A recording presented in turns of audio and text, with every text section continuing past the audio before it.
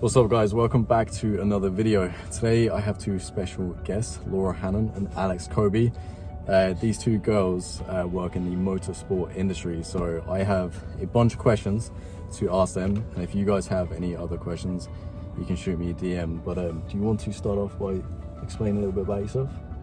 Yeah, sure. I am Hannon. I basically wrote a children's book about a year ago and changed my entire life to become like a race driver-ish and work in motorsport now.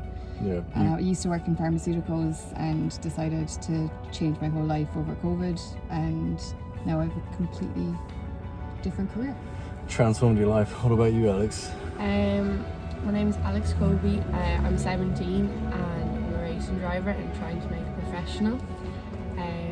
I started off racing karts, but I've now moved up into the single seater world, competing in F4 and racing BMWs in America for endurance racing. Cool. Sorry, right now we are literally like 50 meters away from a motorbike racetrack. I like it, it's nice ambience. That's what you can hear in the background. So like two girls being in the motorsport industry, like that's more so dominated by males. Like what challenges have you like overcome, or was there any kind of like stick around you going into that industry, or was it kind of like, did it feel right, or did you get any hassle in being in it?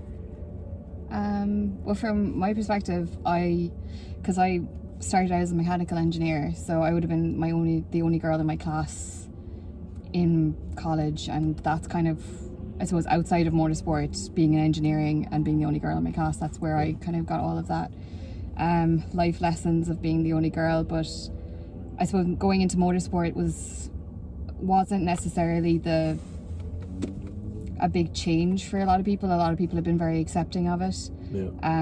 For me, I think just holding your own, no matter what industry you're in a male-dominated industry, is quite difficult, and it takes a lot of years to gain that confidence and be able to stand there and make a point. And you do have to speak louder as a girl. You do have to be a bit more assertive, and it's very challenging. But I'd say you would have learned a lot about yourself from like being somewhat kind of like middle-aged to then changing your career completely to then going into a completely different career that's more so male dominated.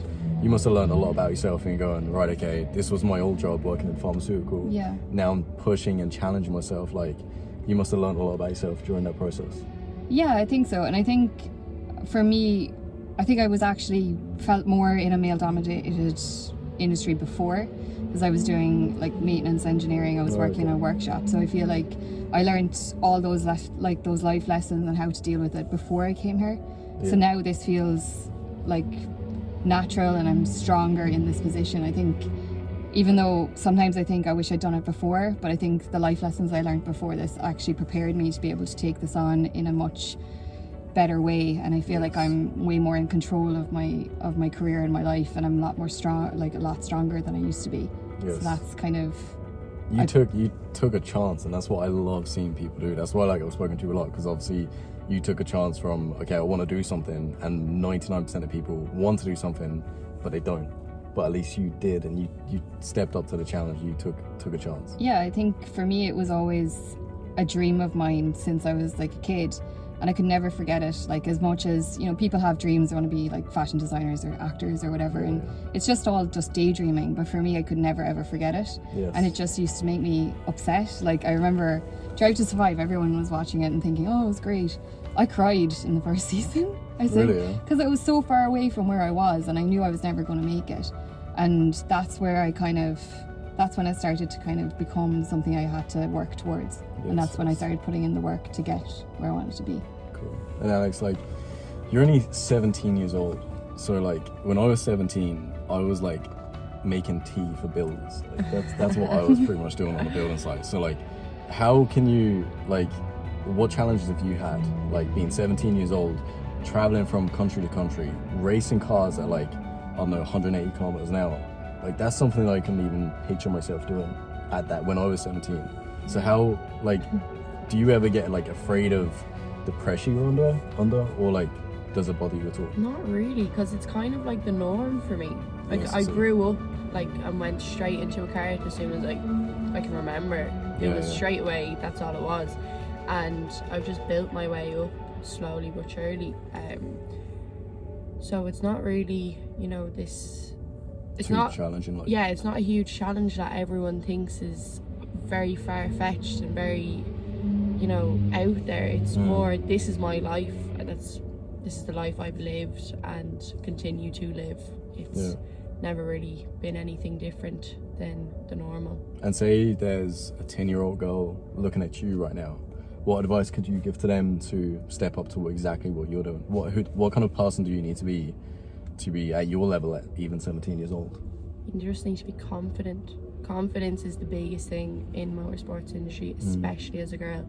Like growing up, I struggled with confidence hugely, and I just decided that I like gradually got quicker, and I just decided, you know what, this is so equal. You know, I'm as quick as you and you're as quick as me. There's no reason I shouldn't have just as much confidence as you do. And my mindset has just been that way ever since. It's, if you can sit in a kart or a car and drive it the same as anybody else, then you can win it more than anybody else could.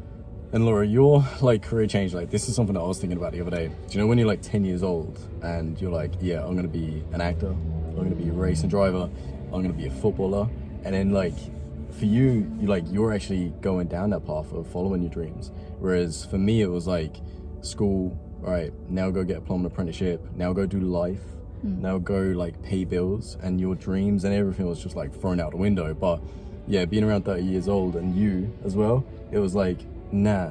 Like some people get that.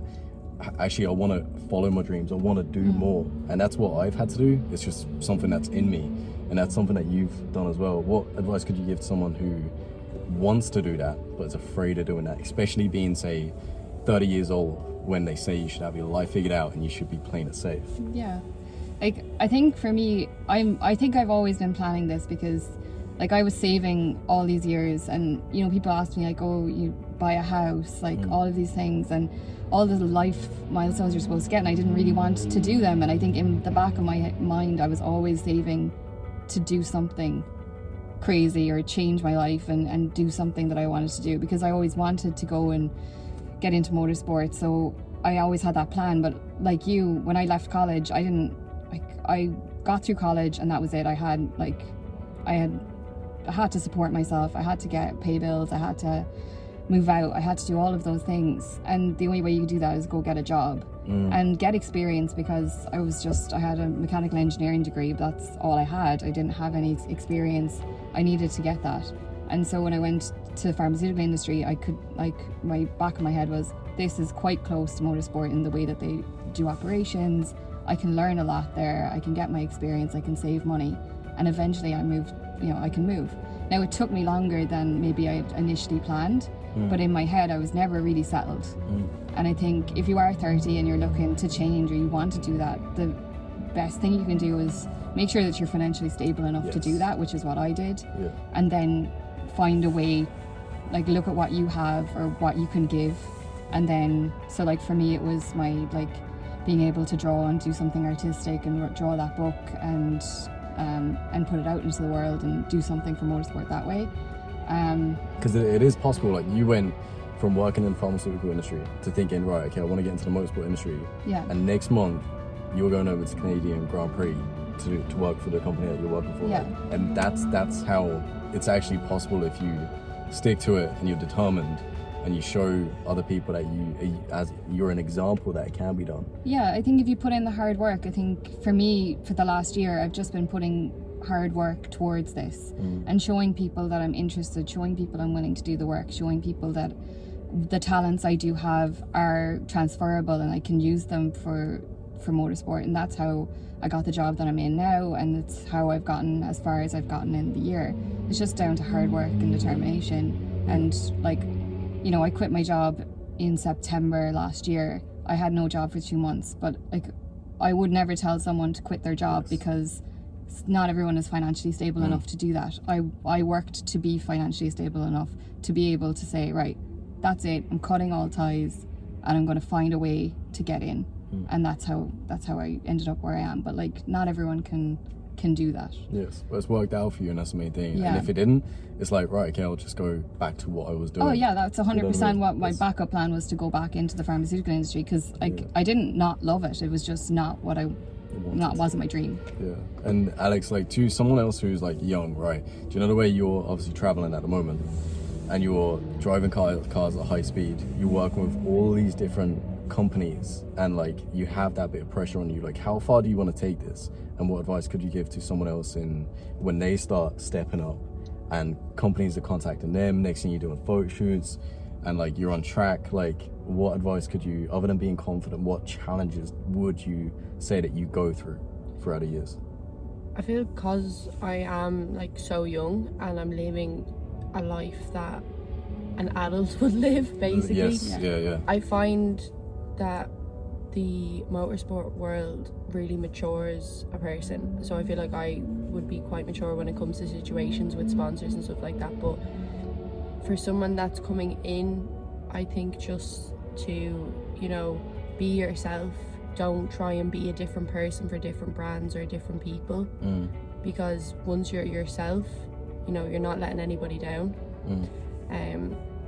And I think that's the only way to really look at situations like that, because in this world you meet so many different people 100%. who want different things and have different futures, and maybe some of them can help you, you can help some of them, but always just don't say and do things to please somebody else. Yeah, definitely. And like the motorsport industry, are you both like happy with this industry? Do you think it's one of the best industries that you could get into?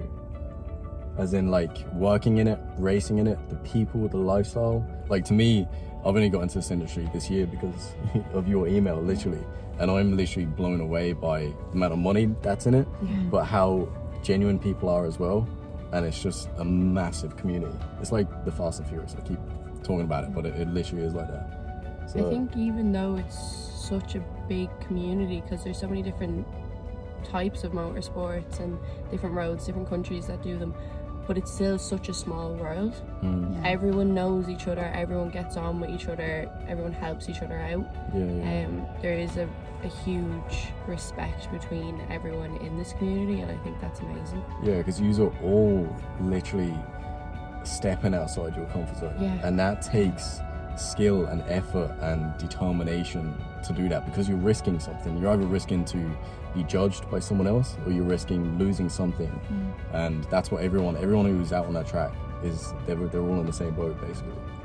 So I think everyone appreciates that it's a privilege to be in motorsport. It is a privilege, and it's the best industry in the world, but everybody works so hard to be here. I think, and everyone appreciates how hard everyone works. Like you grew up in this, so you know the industry way better than I do. But from coming in as like fresh into the world, people are so, if you put in the hard work, people appreciate that, and they bring you in and they want you there. Like, it's all about knowing that it's a privilege and working hard to stay there, and appreciating that, and just having like a huge respect for everyone. I know, like, at the end of the day you're racing against each other, but there's so many people that will be on track and like absolutely killing each other for that number one spot, but they come off track and, you know, they're the best of mates again. It's sportsmanship. That's what it's about. But I think, like, they say, like, you access like normal times, like you access your brain about like 5% of your brain, you're using that. And I think if you actually either step up a business or start a new sport or step outside your comfort zone, that opens up the other part of your brain that you never thought you had. That's what's happened to me. And if you have coffee along with that, it's like, wow. That's what I believe in anyway. But is there anything else you want to say, or anything about your sponsors or anything like that? But it's about 15 minutes there, so I think we're going to wrap it up there. Anything you want to say? Do you want to say something about your sponsor? That's your lovely jumper there. You show off yours as well, see? Yeah, there we go. All right. Number one sponsor. Alright, if you have any other questions, guys, shoot me a DM, and we may follow up with another video soon. But thank you for taking the time to watch this, and I'll be back with another video soon.